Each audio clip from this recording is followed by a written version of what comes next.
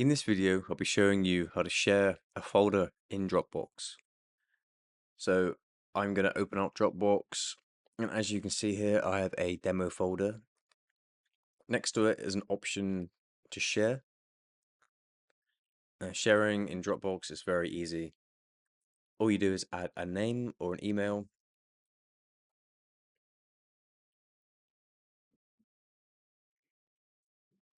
So once you have put in the email, you can select whether they can view or edit it.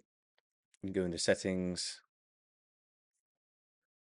manage access, link for editing, link for viewing, etc. Add some notes, and you can create a copy link. But yeah, once you're ready, press share folder, and it will share that folder to the recipients that you have chosen. So I hope this video helped. Speak to you soon.